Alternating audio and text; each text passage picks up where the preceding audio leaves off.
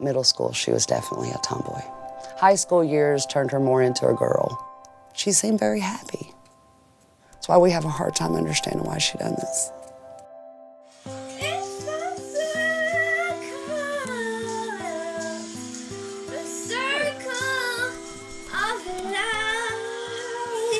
This is me saying hi and sharing my story with you. Here's to the years we spent together and to the many more years to come until we end up little old ladies in our nursing home, playing bingo, drinking shots of tequila, and know how much I wish I could be there. I love you.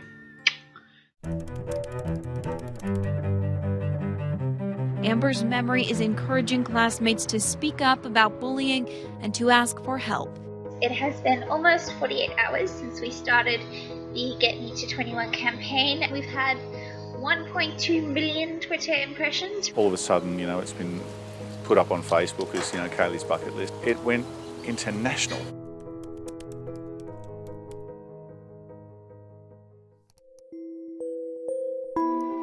After a fatal crash at Terry Hills, David and Michelle Fry's 19-year-old daughter, Kaylee, was killed in a car accident. Now, people around the world are sharing her dreams and ticking off her life goals. I just love the opening paragraph where it said, "It is by any measure one of the most uplifting stories of 2014. And when I read that, I went, uplifting? I lost my daughter. Hang on a minute. Uplifting. So we read on. Uplifting might seem like an odd or inappropriate word, given that it has at its centre a shocking tragedy which left a young woman dead and her family and friends shattered. Kaylee, to me, was just that textbook genuine mate. I lived with her at uni for 2 years, and in that time we got a really good chance to bond. I was with Kaylee on that night, and we started out there was probably about 10 of us that all gathered just to have a few casual drinks.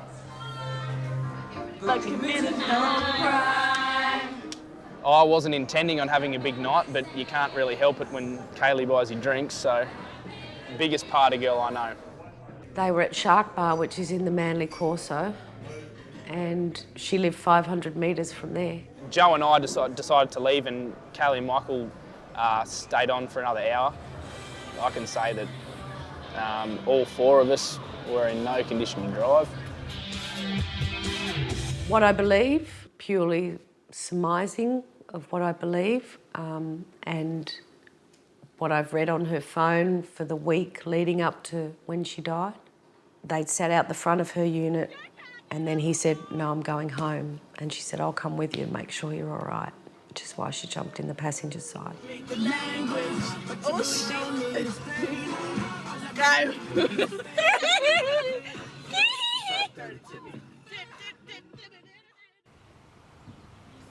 I'm going out to cook now and chat. Okay, darling. Happy cooking. I'll just be doing my salads. At first, when the police came, I honestly thought when they said, there's been an accident and Katy was involved, and it was like, okay, we're going to have to go up to the hospital to visit her and what's happened. When they said she died at the scene, it was like, no, not my Kaylee, no. And the first thing Michelle needed to do was go and clear out her stuff from her unit in Manly and bring everything home. When she first went up there to uni, 17, sort of really young anyway, Michelle had bought her this journal to start recording little snippets of things while she was in this new phase of life in uni. When she graduated Year 12, I bought her this, and I said, when you start uni, I said, you can write all of your beautiful memories of your first year of uni in this, and love, laughter, life. And just going through it, there was little snippets of poetry, her own thoughts. So I'm reading and I'm trying to share, I'm trying to be close to her. And about 2/3 of the way through, my bucket list. Open my own business, learn to surf, write a song. I'm reading this stuff and I'm thinking, oh my God. How come I got to this age and never had a bucket list? After a while, after a couple of hours, maybe after days, he said, I want to put this in her funeral notice. I want to share this with the people that attend her funeral.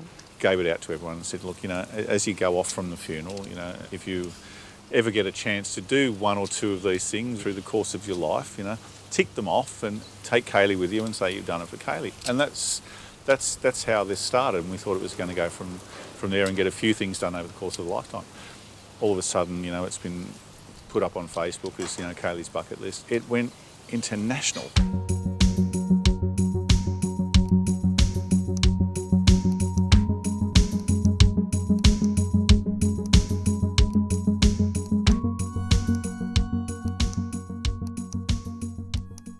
This is number 7 off the list for an awesome girl. Happy birthday. Too many ways to walk in, too little time. And then all of a sudden, you know, you're reading through and adopt a child, volunteer overseas, open an orphanage. It's like, oh my God, this is a 19-year-old kid. What major aspirations these things are. Katy, look at me, look at me. Katy, Katy, Katy, The people that are on this Facebook page that have done all these things in her memory, most of them don't know her, have never known her, can never know her. It's a way that I keep her memory alive in my mind and give me reason to smile. The bucket list, all the attention is a bit overwhelming, but it's nice to know that people are there for us, that they'll look out for us. She was this big part of our family, and our family has been a little bit separated. It's hard. I have to think about her because I don't want her memory to die. And I think if I stop thinking about her, then she wasn't here. Mum's not too well. She hates Wednesdays because that's the day that it happened. I try to look after her as much as I can, make sure she's all right. I just miss her so much. And I say every day, I just want you back.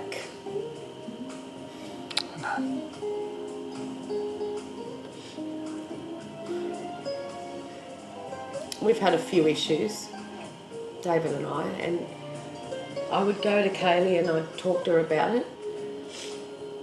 I'd be upset and she'd say, don't cry, I'll be there soon and I'll fix it all, you know. I'll punch this person, I'll do this, I'll fix Dad, don't you worry, you leave him to me. And, but I was just most of the time letting off steam, but she was the person I turned to. Isn't that what you put in? Yeah, it says on the packet prawns, but we're putting mince in. Can't we put mince in? I guess so. Isn't that what you put? Oh fuck, that's your spring rolls. Yeah, Kaylee. Shit, Ma! I met Kaylee first week of college, so 3 years ago. Kaylee was a crazy, loud girl that everyone knew who she was. Even though she was 17 when she first started, everyone knew who she was. The first year of college, mother didn't give her anything. Her family didn't give her anything. So she literally had to pay her way through earning money for accommodation. I think one of the first days she came to Manly, she walked down to Blue Water and said, I need a job. I don't even care if I have to be a kitchen hand, I need a job now. She started off just as a regular waitress and ended up as a manager at one of the nicest restaurants in Manly, like supervisor there. Bateman's Bay was not big enough for her. She's such a big personality and big person. She needed to get out there and explore everything that life had to offer, so she was ready for it. She wanted to do it.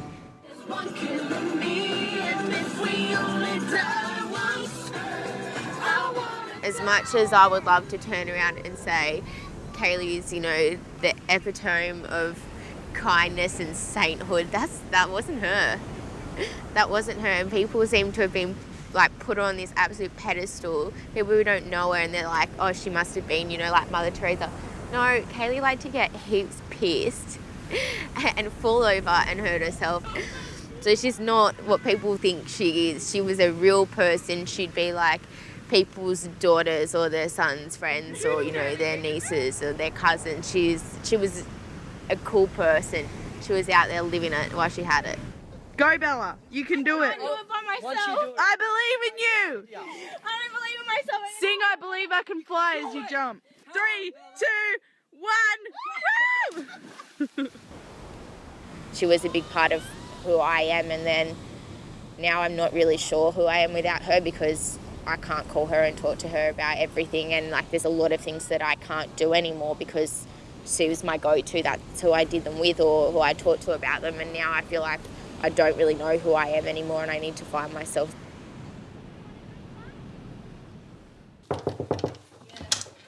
Have you two finished eating? Yeah. Do you want to come up and spend some time in Kaylee's room? Because you had lots of memories in that room. Yeah. You laughed a lot. Bella, what I want to do is read your. Would you go over and grab her post? Yeah. Your post. After the funeral at the wake, there was obviously lots of different coloured pieces of paper, and everyone could write something if they wanted to and pin it to the notice board for Kaylee. So Bella's going to read as hers. Hey babe, I miss you. I know everyone has said that, but it's because you were the best part of a lot of people's lives. You've been my best friend for 10 years and I really wish you were here right now. I need you to know that through all we've been through together that I love you more than myself. Don't be sad it's over, smile because it happened. Oh baby, that's beautiful, thank you. This just turned up in the mail the other day. She Facebooked me and asked me for my address. Are you logged in on Kaylee's Facebook? Don't touch that computer. I'm just clicking on the photo of Kaylee. Kaylee's computer lives here. Nobody touches it, nobody moves it. That's its home. This is another beautiful gift I got. Hold that. Did I see that somewhere on Facebook or something? Yeah, you probably would. People are so beautiful. This is artwork. Complete an art piece for your house. And it turned up saying, the Fryer family care of Bateman's Bay Post Office. Do I know who this lady is? Haven't a clue. Haven't a clue.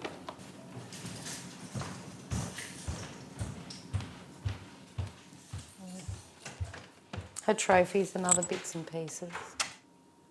Oh, here's another Christy Year 5 art piece. Everything. Christy. Mum, look what I made you. Look at her. Because she'd see all these other things turn up from people that she didn't even know. And so she felt like she had to do something for her sister.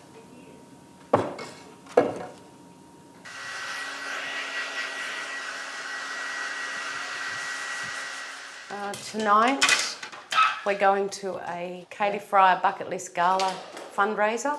A lady contacted me a number of months ago and asked me, had anyone done number 38 on the bucket list? And I said no.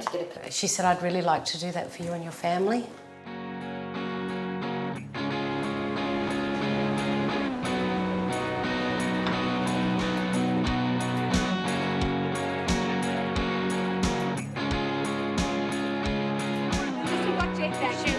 Hey, my beautiful girl. Number 38 is host a fundraiser, and as you can see, we're having a massive auction. With the funds that we raised tonight will be going to Kaylee's kitchen that's been built in Kenya. We've had over $25,000 worth of items donated, which for our small community is massive. Can you hold my hand? Because I'm really nervous. Thank you all so much for coming here tonight and taking part in tonight's fundraiser. The response has just been absolutely phenomenal. So from Michelle and I, honestly, from the bottom of our hearts, thank you. We never get to know the difference that she's making and the people that are going out of their way to complete her bucket list are helping people, and that's more than she ever could have hoped from her own personal bucket list. If this hadn't all happened, it would have just been goodbye and the funeral and bury her, and that would have been it. There would have just been this massive hollow in our lives. We know she's not coming back. I know we're not in denial or anything like that, but as long as we've got this thing going, we're keeping her legacy going and her spirit going. These were her dreams and her wishes, and we're just giving her a bit of a hand. I'm sad all the time, but when I look around this room and see people that have given up their time and to come and do something special for my daughter, that makes me feel happy. The family creating the Facebook page is fine. Like, they asked at the funeral if we could, like, during our lifetime, complete some things on the bucket list. And the fact that so many people's contributed to that is fantastic, but you can't let that be the memory of her. Yeah. Michelle will never move on, ever. Especially not trying to hold on to this Facebook page.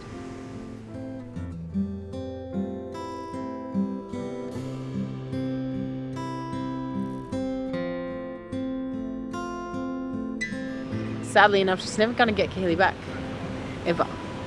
That's how it is.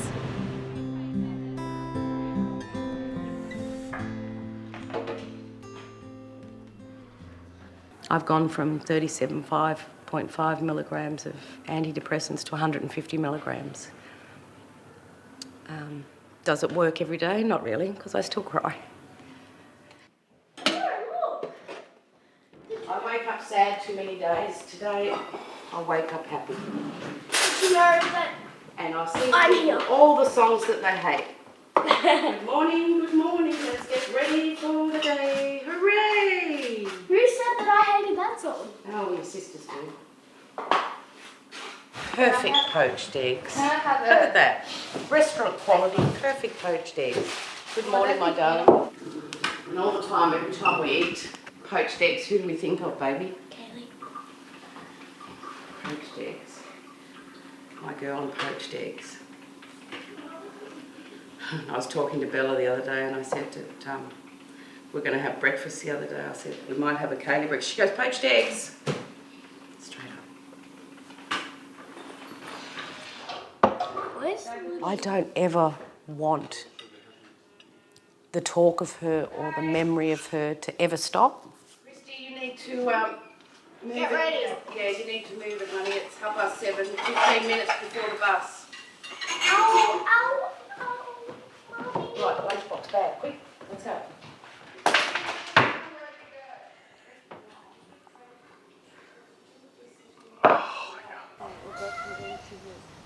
Hi, darling.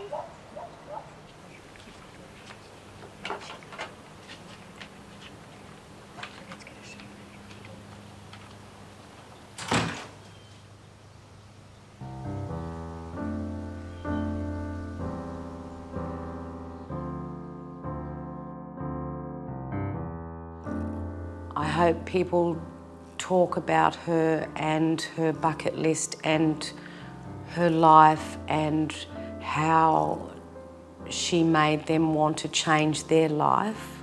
I hope it never goes away, because it's all I have left.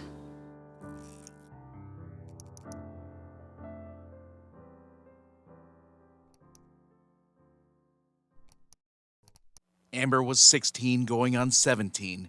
Kim and Alan Cornwell say she came home from a date Friday night and seemed perfectly happy. We thought this was a great year. She was 11th grade this year. She played tennis. She was in dance. She was in chorus. But despite all the reasons to live, on Saturday morning, and we found our daughter had committed suicide. Amber's last post on the night before she died leaves them in tears. She put something on Facebook that said, if I die tonight, will anyone cry?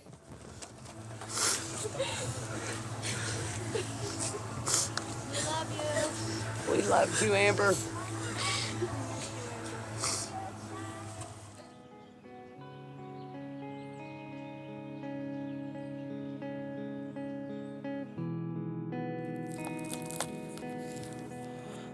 This was me and Alan pregnant with Amber. I was at the beach with Amber in my belly. I actually found out I was pregnant with Amber before we got married. So she was my baby I was never supposed to have. I wasn't supposed to have children. So she was my miracle baby. She's a little chunky monk. Love bath time. That's with her daddy when daddy was young.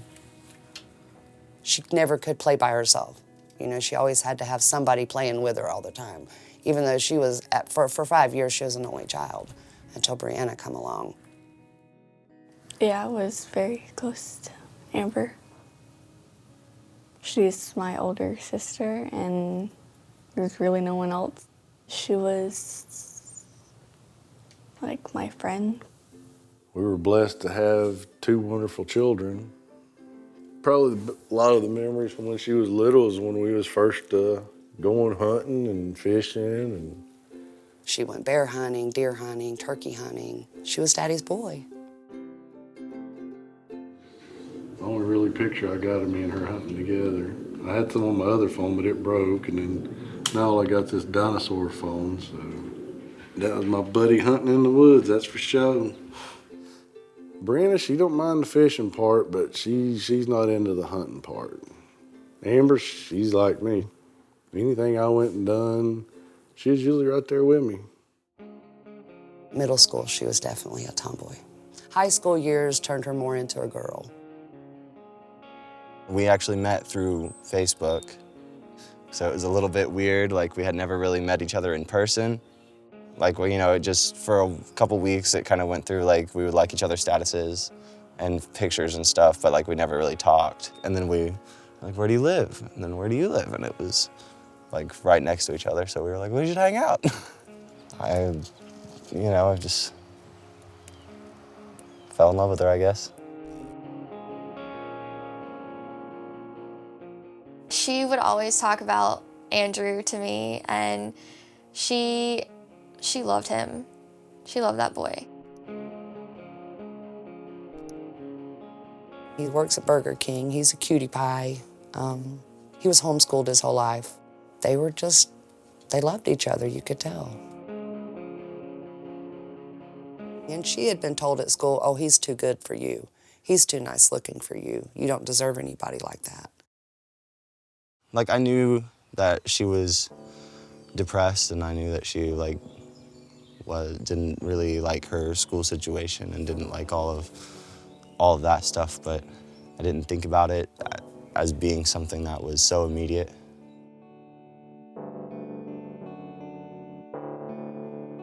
She loved me, and we would go to church every week together. And I was trying to bring her out of her, how she was feeling and her depression and all that. Whenever she was with me, that's when she was happy. I decided to learn how to do this instead of doing construction. So Kim learned from a lady that learned from the New York grooming school. That's who she learned from, and I learned from her. We got the 2 girls, and I didn't see them doing construction that I was doing, so I kind of broke off of that to keep this going, so in case the girls wanted to get into the dog grooming business, it's already pre-established. I don't know. You try and plan, but sometimes it don't work out.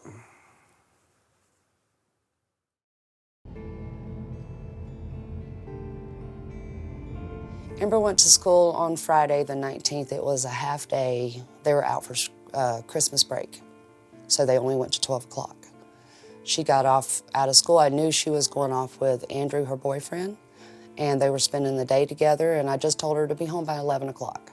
It was a Friday night. We were hanging out with my group of friends, and everything was good, and then she had to be home at 11:30. And everybody else, we were all about to go walk Main Street, and hang out, and she really, really, really wanted to come.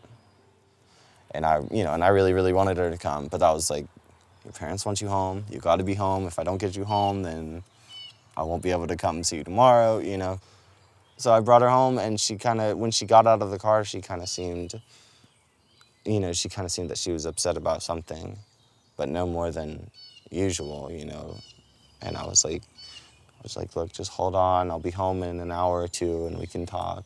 She come in at 11 o'clock that night, happy-go-lucky Amber, telling me about her evening. I actually was putting presents under the Christmas tree for her. I went to bed around 11:30, 12, and she was happy. She was sitting here on the computer happy, waiting on Andrew to text her back when he got home. I was just out until like 1 in the morning. And then I went home, and then she had texted me and had, you know, said, but she said like I can't do it anymore, you know, I really need to talk to you. And I didn't, this was before I had an actual phone. I just had Wi-Fi. And so I wasn't able to respond because I was out. And then when I got home, I saw them, and then I tried to message her back, and then I just never got a response. And so then I messaged her, you know, for a couple hours and never got a response, so I just assumed she had went to bed.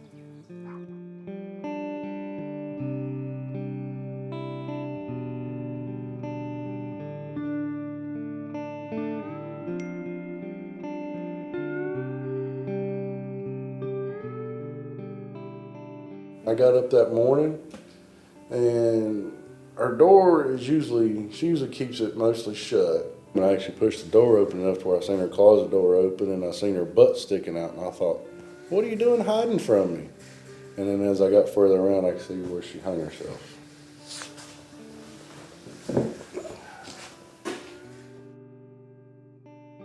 He started hollering. I jumped up out of bed and went and looked. And she had hung herself in the closet. She had tied a belt around her neck. And the medical examiner said she must have died around 1 a.m. And that was right after I talked to her. I was going through my news feed, and all I saw was Rip Amber, and poor Amber, you know, fly high. And I thought it was a joke. And so I asked one of my friends what was going on. And she said, Lexi, Amber hung herself in her closet. You cooling off yet? What a good boy. I asked my mom if I could be on Instagram or Facebook, and she said I can't be on Facebook, but I could be on Instagram. I just like it because I have friends on there, because I don't really have friends in like real life. I'm close to my mom, but not really my dad, because he was more close like to Amber more than me. Me and Amber had a different bond. I feel like she loved me more than anybody else in this house. I feel like she loved me more than my wife or my other daughter loves me. So with that's gone, yeah, that was devastating. I don't know where down the line, I don't know. Still a lot of questions I don't know. So, I don't know. I taught her to be strong, and I don't know where she went so weak. She seemed very happy. That's why we have a hard time understanding why she done this. Because I'd pick her up from school almost every day. I'd be like, you know, how's your day? And then she would just tell me that this so-and-so said this today, so-and-so called me a bitch today. I know people called her a whore or a slut, you know, because they were either jealous of her or they wanted to be her. There's nothing really that I could do about it other than tell her to ignore it and, you know, just breeze it off, because it's just bullshit. It's just high school. That's what high school is. Because that's how my high school was. That's how, you know what I mean? That's how a lot of people at high school is. Roll with the punches. It's, you know, it'll be over. It'll get better.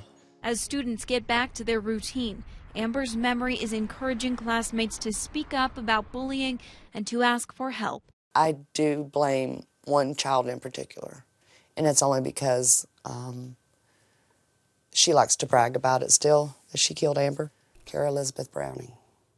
The only thing I know about it is she was just harassing her. Just anything Amber commented or said or anything. She always had to come back something negative or stupid about it. She just wouldn't leave her alone.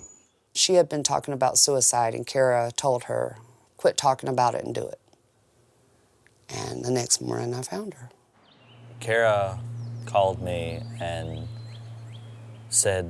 called me absolutely hysterical, screaming and crying, saying that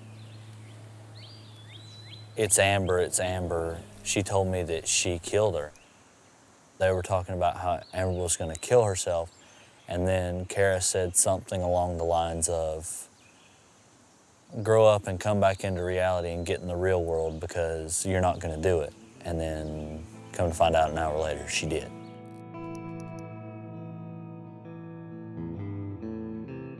Needless to say, I can't wait to run into her parents or whoever they are. So, yeah, I'm waiting on that day. I'm a believer in karma. It's gonna come around. I'm not going and looking for him, but I'll run into him one day. Zach called me today to warn me about this interview, but you had already called. I'm gonna tell you my side of the story. When I moved from East, I didn't talk to Amber anymore. I didn't really talk to any of my friends from East. I heard she was posting stuff on Facebook about cutting herself and wanting to commit suicide. I figured she was like any of these other kids nowadays, doing it for attention. So the day she died, before I had known she died, I sent her a message telling her basically that she needed to get a grip. That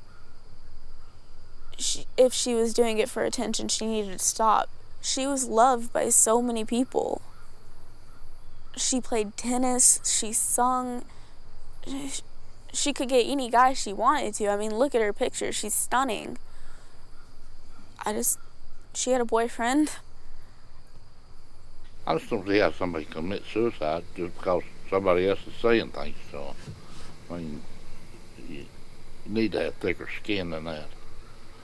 I mean, I hate that she committed suicide, but this is going to sound terrible, and I'd never say it to her mom, never. Good thing you're saying it on camera then. Amber's the one to blame for the suicide. She's the one that made the decision to do it. For a while, I did feel like I had killed Amber, and then I heard that she had committed suicide the night before, and then I realized I hadn't sent that message until the night after. So then I realized she never even saw my message. There is no actual physical evidence that we have in hand to say this person bullied or that person bullied. So her phone had nothing on it. The sheriff's department had it for a week and they found nothing on it. She's a smart girl when it come to covering stuff up. She knew how to cover stuff up. Unfortunately, I didn't want to see her Facebook page. I wanted nothing to do with that computer.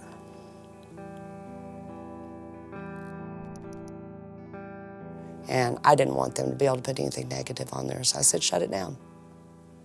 I didn't really like when they closed her Facebook page down because I wanted to go back and I wanted to look at all those memories, you know? Because I don't have her voice anymore. I don't have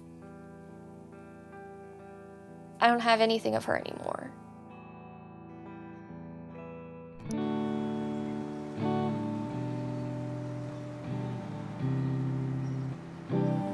My mom said at the funeral that we just say bye, and so I said bye at the funeral. When I miss Amber, I usually just focus on something else besides her. We saw something that nobody can take away.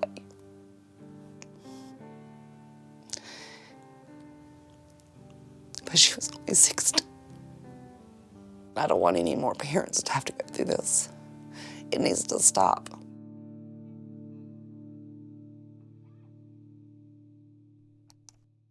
This is really just me pushing play on my webcam on my computer. I'm in the lounge in my daybed and I just wanted to check in. No. Please. Hey, I had a really rough day today, so I'm sorry if I haven't replied to any messages or posts. I can easily delete this, so I think I can use it as an honest thing. This could be an emotional check-in. The moment I start questioning what I'm afraid of and breaking things down into individual parts. Like, am I afraid of being with the nurse? No. Am I afraid of going to sleep? No. Then I'm okay. It's just the general impression. I get this terrified feeling. But it is scary being in hospital. It's not where you want to be for this long. And go for it, Jen. I have a very rare condition called pulmonary hypertension, and I was diagnosed about 2 years ago when I was 18. Originally, I was told that it was psychosomatic, which is a bit of a freak out because I was told that by numerous experts, and being convinced that you're messed up enough to make yourself sick when you're feeling physical symptoms is very difficult, and it definitely undermines what you're going through.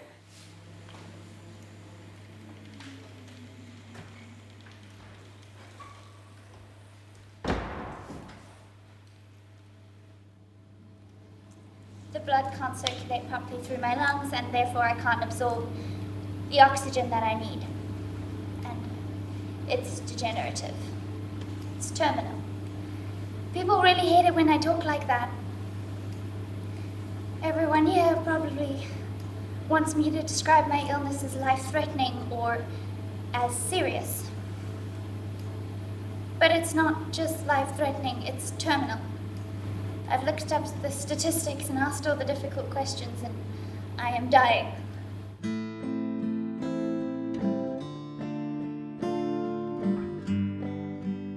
It was originally a shock to discover what was wrong with me. But the second shock, which is one that I think patients in other parts of the world don't experience, was realizing that really nothing I needed was available to me.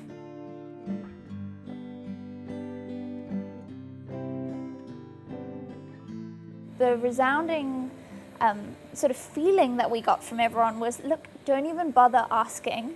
Don't bother trying. This is impossible. Ideally, if we had it, I would put you on Bizantan and Flolan, but that's not here. You're never going to get it. So just go home and, try not to think about it too much, which my parents didn't accept. I'm incredibly lucky to have an incredibly stubborn family. We realised we had to skill up and we had to make it happen. Otherwise, we were never going to get what we needed for our Jen. And really what we did was realise, hold on, we have to use every skill we've got as a family, not just me, Stuart with all his marketing skills, Jenna with her incredible speaking skills, public skills. She's a very academic and very successful young lady, and Christy with her beautiful voice. Let's take everything the family's got and let's find a way to fight this. Hi everybody. Getting to the point of going public, as a manner of speaking, has been a long and a slow emotional process for all of us. 5 weeks ago, when I pushed send on the first invitation for tonight, I have to admit to putting my head down on my keyboard and I wept. Reaching out for help is not an easy thing to do, but now that we have, I am simply blown away. Awareness is thus a key in early diagnosis, which can prolong your life expectancy if you start treatment earlier, and in having available treatments. So that's kind of what we wanted to do with the trust, and as I'm sure most of you have seen, we started the website and I started blogging, which was odd for me. Me and my sister produced a song which I wrote and which she sings. Okay, let's go.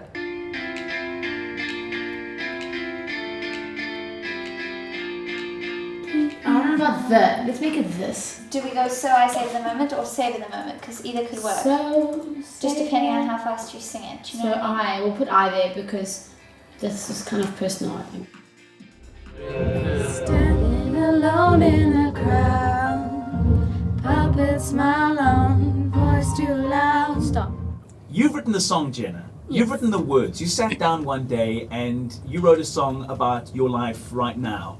I really just thought that if I give up now and play victim, I mean, no one's going to blame me, but the only person that I'll be hurting is myself. And I don't want this illness to make me, I don't want to view myself as less of a person than I was before I was diagnosed, and I don't want to disengage from the goals and ambitions that I've held so dear my whole life. We got a lot of traction on radio with interviews and with that song in general, and amazing things started happening. Feeling your life speeding up. Savor the moment, just know when to stop.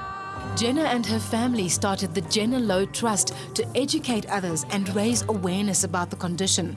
They aim to help other sufferers get an earlier diagnosis and access to the treatment they need. One woman has already been diagnosed as a direct result of our campaign, and that for me makes it completely worth it. It's a cause that I've not wanted, but that's been thrust upon me, and which I think is going to become a massive part of the rest of my life, however long that may be. Recently, there's this whole new trend. I call them the Yolo People, the people who want to make the most of the night like they're gonna die young. And they piss me off quite a lot.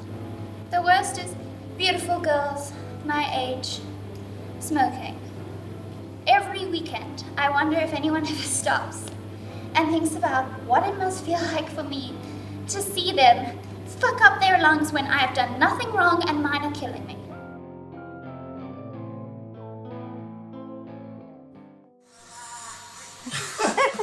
See your corp. This is rolling. I don't know. I don't know how this fucking thing works. We lived a lifetime in 20 years, her and I. And if she was scared or sad or joyous or anything, she spoke to me. It's the circle of life.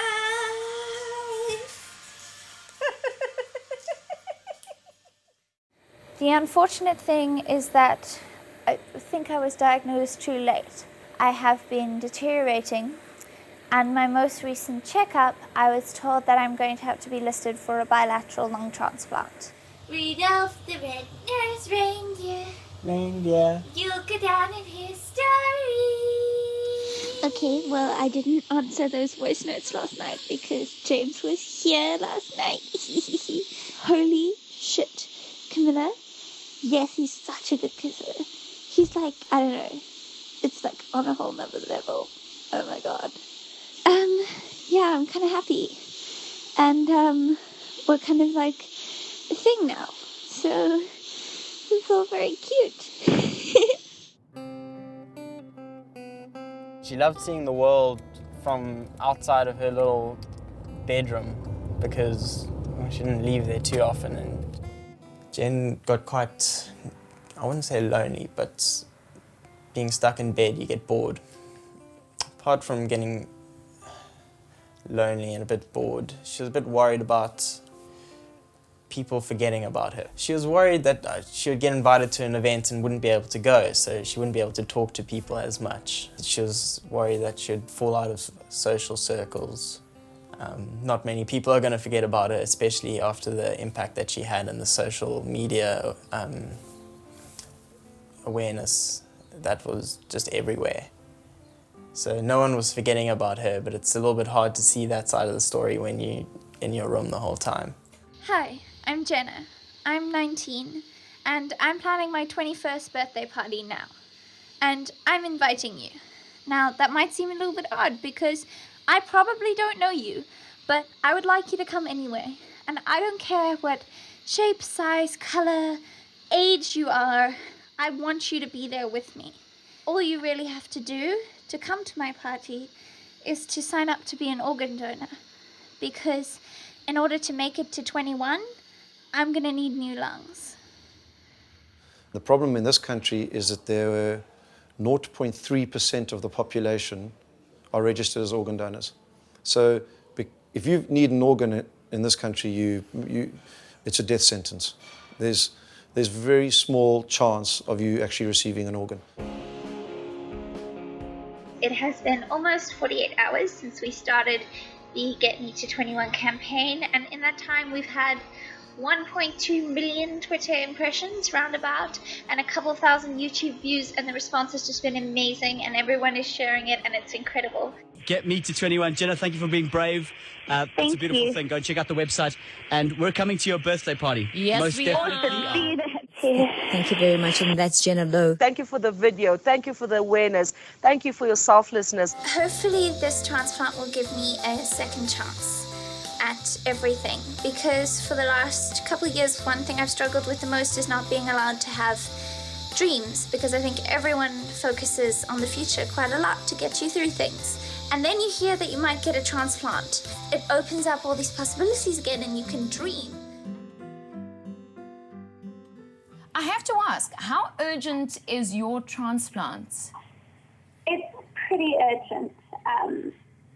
Yeah. So ideally, in my mind, I would get my transplant really soon so that I could be at my 21st, which is in October next year. But it is hopefully going to happen in the next couple months. While I wait for that, I'm pretty much at home, stuck in my room, because I'm not doing so well.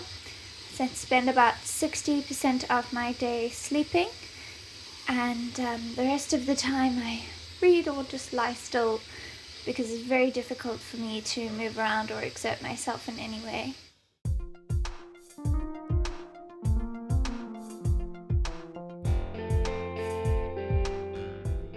She had the operation yesterday afternoon. It went really, really well, and she's currently in recovery.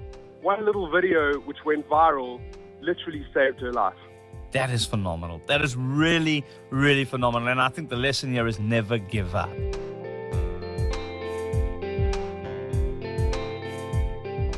It's a major, major surgery. It was an 8-hour surgery. Hello, Bean. Hi, guys. This is me taking a video.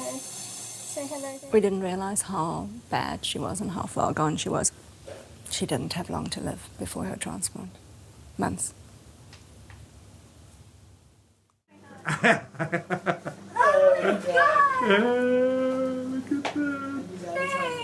Look at that. You look so gorgeous.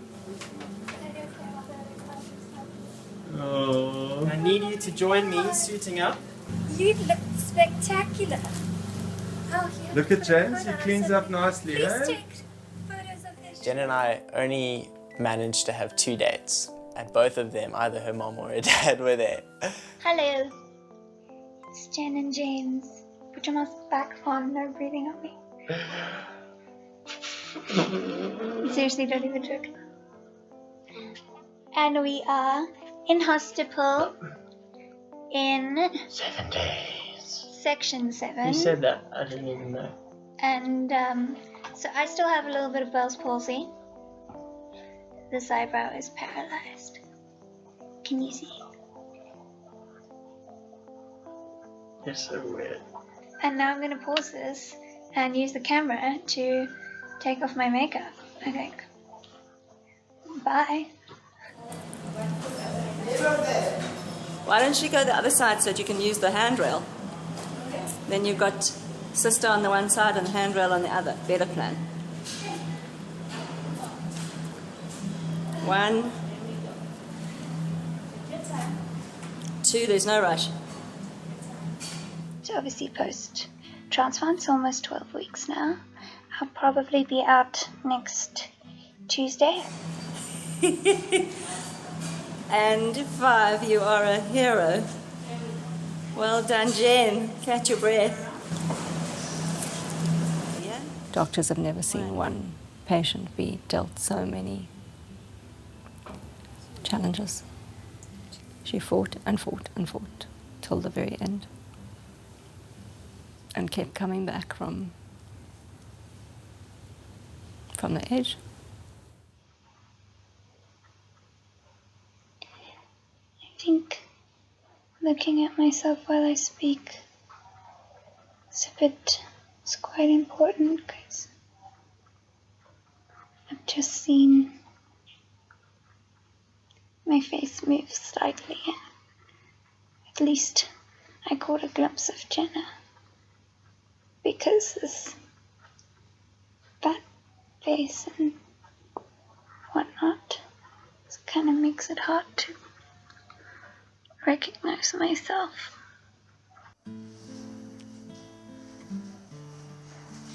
She never left the hospital, and she went through a lot.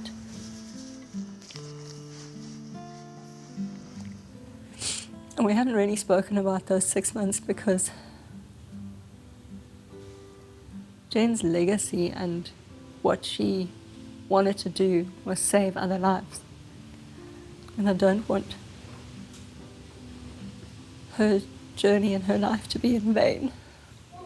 As long as there's fire in my love in my there is hope. I'm still breathing.